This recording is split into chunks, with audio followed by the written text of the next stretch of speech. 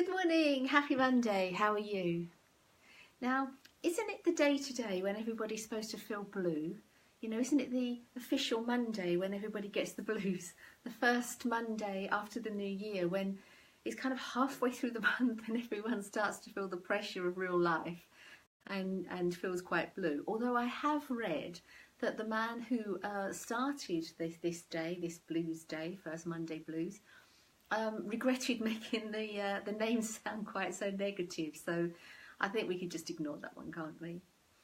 But it is true that whether it's this first Monday when everyone supposedly feels blue, or any time during the year, that we get this feeling of pressure. We feel pressure, we feel the weight of pressure. I can't tell you how many times clients have come to me and told me about this weight of pressure that they feel when they feel overwhelmed. And let's face it, when everyone's feeling under pressure and overwhelmed, they're not feeling at their most resilient, are they? But what is pressure? Now, unless you're walking along with a barbell strapped to your shoulders with a weight on either end, it really isn't a weight on your shoulders, but that's how people describe it, isn't it? It's like a weight on their shoulder, a pressure on their head, a weight just pulling them down. How can this be?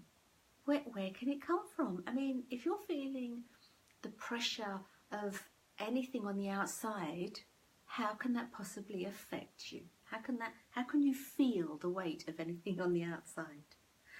Well, there's a few ways that we think we do, at least. I mean, there's the expectations we have. The expectations we have of ourselves, the expectations we have of others. So let's take this first Blues Monday. If any of us have made resolutions, and I've spoken about resolutions and aspirations as I like to have them, and how we can start to feel that we've let ourselves down when we don't keep to them. Well, midway through the month is a prime example, isn't it? Because this is when we start to feel like, oh, I thought this year was going to be different. I thought I was going to be doing things differently. I thought I was going to magically do more exercise, eat differently, find a better relationship and 1,000 other things. But where did that expectation come from? It can't possibly come from the date on a calendar, can it? It's coming from the way we make up an expectation about something.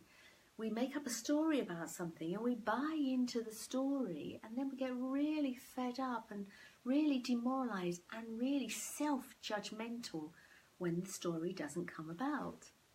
And of course, we have a lot of expectation of others. We expect others to do things, and I've spoken before about the way we expect others to behave, or the things that we expect them to do, or the way that we expect them to treat us. And of course, we feel a pressure that they have got to comply with our expectation. Now, we're feeling the pressure. We have the expectation of somebody else, and then we're feeling the pressure when we don't think that they're doing what we want them to do. That's kind of crazy, isn't it? And how about the expectation we have of people in the public eye? Now, they often talk about feeling pressure, don't they? And yeah, there are lots of people say, well, if you want to be famous, it comes with the territory, and I guess that's true. But the pressure that is on somebody in the public eye to look a certain way or to behave in a certain way all of the time. And now that we have paparazzi hanging around everywhere, we used to years ago, when if you see the old documentaries, you'd see like the official photographers outside somewhere, wouldn't you? Well, now that everybody has a phone, a camera on their phone, everybody can be paparazzi. So there really isn't anywhere that anybody in the public eye can go and be incognito unless they wear a fake beard and all of that kind of thing. So any person, any one person can take a snap of somebody in the public eye when they're not looking their best and sell it to a newspaper or put it online and it goes viral. So just imagine that you're in the public eye and you're known, you know, you're well groomed, you look after yourself, you're trying to fit the public persona, and then one day, you know, you pop out to the shops without any makeup on because you need a pint of milk, and that's when somebody takes your photo. And that's when they put that photo out into the public eye. So the pressure that anybody in the public eye feels to try and look a certain way and be a certain way is immense. But again, where is that pressure coming from? It's coming from their thoughts about our expectations of them. and their expectations of themselves, because really, does it matter if there's a photo of them not looking their best or caught at a funny angle? Because they're always the ones that everybody likes, aren't they? So where is the pressure coming from there? From themselves, from their own expectations, from their own thoughts. It's going to happen. And how about when we feel the pressure of responsibility? That's a heavy one, isn't it? Responsibility. So supposing that you're organising a retreat or a big meeting or a great big seminar, and the pressure is on you to actually really perform. We hear of people cracking under the pressure, don't we? How on earth can they? How can they crack under something that doesn't exist? It's not given to them. As I say, if when they were given the responsibility, it came with weights that were strapped on each arm, then I would say there was definitely a feeling of a weight of pressure. But if it just comes with responsibility, again, where is the pressure coming from? Because, as I say, if you're organising a meeting, a huge meeting or a seminar or I don't know, something that's going to fill Wembley Stadium, I can understand there's a lot of work. But there's a hell of a lot of thinking that will go with that. And it's the thinking that causes the pressure of the responsibility. Because you're going to do your best, aren't you? Whether you have a head full of thinking about it or not. Because no one's going to do their worst job, are they, if they're in a position of responsibility. But thinking that responsibility equals pressure is like saying that breakfast equals lunch. It doesn't. The two things are not interleaved, they're not intertwined. You don't have to feel pressure if you have a responsible job or you're responsible for somebody's care. The pressure is going to come from your thinking about the role. So how about the pressure that sports people feel? Well, I'm not really very athletic, so I can't say I've ever been in that position, but I've certainly watched things on TV and I've heard people talk about it. And if someone's playing a tennis match, I would say the one that had a head full of thinking and felt the pressure, well, actually, I'm not going to say that they're the ones that are most likely to lose, because I think actually you can do your best regardless of your state of mind. But who's going to have the better time? Who's going to have the most fun in that game? Clearly. And how about snooker? I'm not a big snooker watcher, definitely not a snooker player, but my partner watches it sometimes, and I was kind of dipping in and out one day when he was watching it, and there was a young guy there who was doing really well apparently, and they were interviewing him, the team were interviewing him, and they were asking him how he relaxed in between games, and he said he played the Xbox. He just lost himself in the Xbox and he really enjoyed it. And I thought that was really interesting, because I thought, well, that sounds like good fun, and he certainly appeared to be relaxed. But then later, when I dipped in again, this same guy looked he was putting the chalk on the top of his cue, and he was looking really stressed and really wound up. And the commentator was saying that this guy apparently had been doing very well. And then he said, but he's really feeling the pressure now. He's come this far. And I thought, well, isn't that strange? Because I can understand that the people he's playing against are likely to be more skilled the further he gets into the competition, but he's still going to play his game the best he can play, isn't he? So again, where is the pressure coming from? How can he be playing a game and really enjoying it at the start of the tournament, but feeling the pressure? And I thought, when the commentator said he's really feeling the pressure, I was like, well, from where? Where is the pressure? Where? Here, always here. It's not coming from the crowd. It's not coming from the other player. They're not even allowed to say anything. It's coming from him, isn't it? It's coming from him. And how about at work?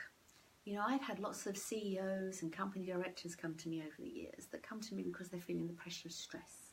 They carry the stress. And again, I get it. I get it that they think the stress is coming from everywhere else. It's coming from outside. It's coming from the work. It's coming from the responsibility. But it isn't, is it? And sometimes I've asked these people, I've said to them, okay, who do you think has the better mental health, as in no feeling, no pressure, no stress? You or a 2-year-old in a tantrum? because it's always going to be the 2-year-old. They have far better mental health because when they're in the tantrum, they're in it, and when they're finished, they're finished. Whereas the company directors, the CEOs, are carrying the same feeling all the time. Because when the toddler is out of the tantrum, they don't think about it anymore. It's gone.